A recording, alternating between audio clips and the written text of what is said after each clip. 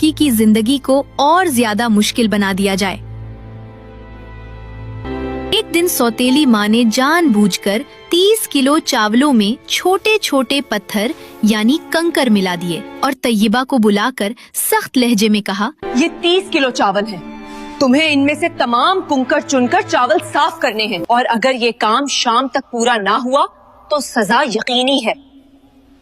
तैयबा खामोशी से नीचे बैठ गई। उसने चावलों में से कंकर चुनना शुरू किए, मगर जल्द ही उसकी आंखों से आंसू बहने लगे। वो जानती थी कि ये काम एक दिन में मुमकिन ही नहीं।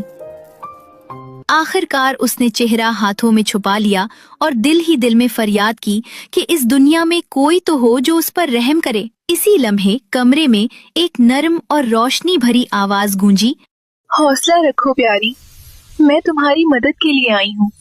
बस मुझे बताओ कि तुम्हें किस चीज ने परेशान किया है।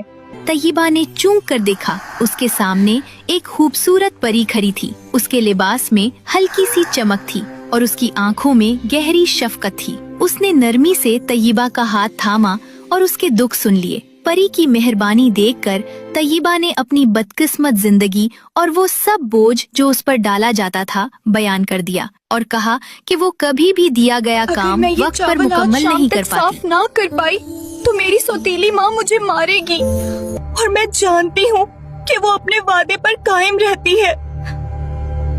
मत डरो प्यारी, थोड़ी देर आराम करो, बाकी काम मैं खुद संभाल लूंगी। लड़की अपने बिस्तर पर लेट गई और जल्द ही सो गई। परी ने अपनी उंगलियों से चावलों को छुआ और देखते ही देखते साफ चावल एक तरफ जमा हो गए और तमाम कंकर अलग होकर दूसरी तरफ ढेर बन गए। कुछ ही देर में 30 किलो चावल पूरी तरह साफ हो चुके थे।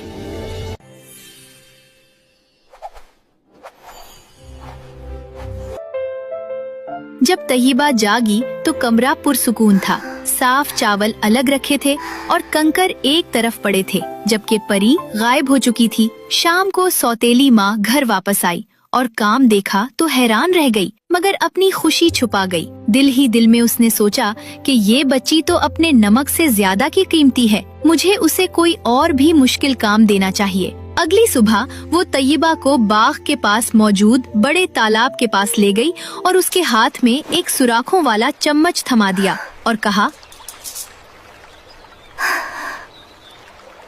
ये तुम्हारे लिए चम्मच है, इससे तुम्हें ये तालाब खाली करना है और अगर रात तक ये ना हुआ तो तुम जानती हो कि क्या होगा। तैयबा ने चम्मच लिया और देखा कि उसमें सुराख है, लेकिन